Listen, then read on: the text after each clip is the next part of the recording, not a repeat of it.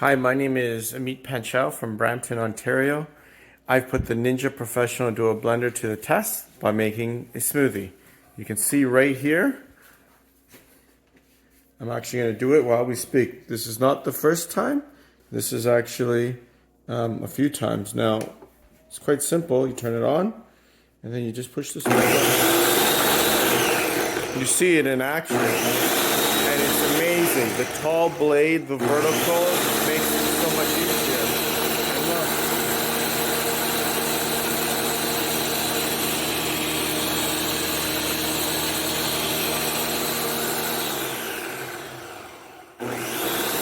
And that's it. It makes a fantastic smoothie. I would totally recommend the Ninja Plus Blender.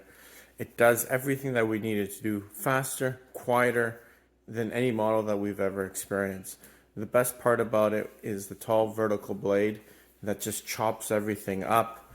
The other cool thing is we've crushed ice with it, we've done celery, we've done a ton of things. We've even done peanut butter, and it turns out fantastic. So yes, definitely would recommend it to friends and family. Cheers.